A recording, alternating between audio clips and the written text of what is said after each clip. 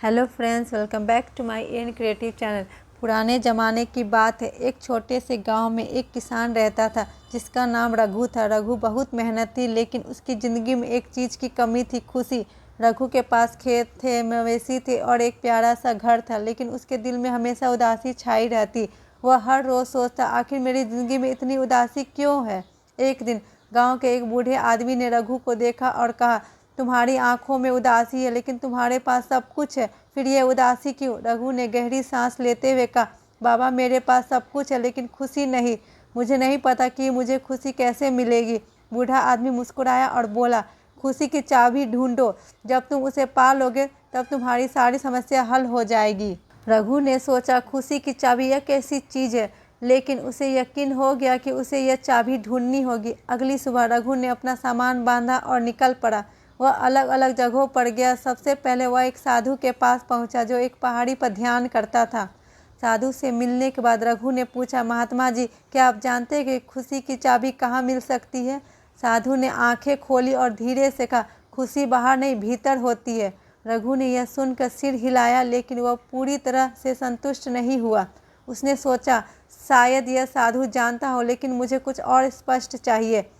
फिर वह एक व्यापारी के पास गया जो बहुत अमीर था। रघु ने व्यापारी से पूछा, आपके पास सब कुछ है, क्या आप जानते हैं खुशी की चाबी कहाँ मिलती है।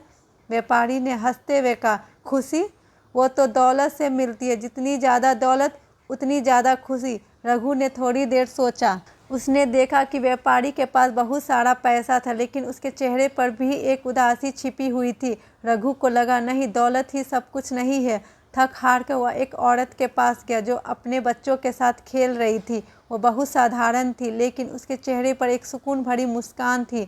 रघु ने उससे पूछा, क्या तुम जानती हो कि खुशी की चाबी कहाँ मिलती है। उस औरत ने हंसते हुए कहा, खुशी तो यहाँ है, मेरे परिवार के साथ।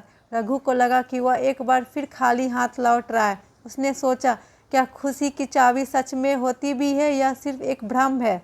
दिन बीतते गए। रघु बहुत जगह गया, लेकिन कहीं भी उसे खुशी की चाबी नहीं मिली। वह थक कर अपने गांव वापस लौट आया। वापस आते ही उसने देखा, गांव में एक त्यौहार हो रहा था। सब लोग खुश थे, नाच गा रहे थे। रघु ने सोचा, ये लोग कैसे खुश हो सकते जबकि इनके पास साधनों की कमी है। वह गांव के एक बुजुर्ग के पास गया और पूछा, तुम्हारे पास कुछ भी नहीं है, फिर भी तुम इतने खुश कैसे हो। बुजुर्ग ने मुस्कुराते हुए कहा, बेटा, खुशी बाहर की चीज़ों में नहीं होती, खुशी तो दिल में होती है।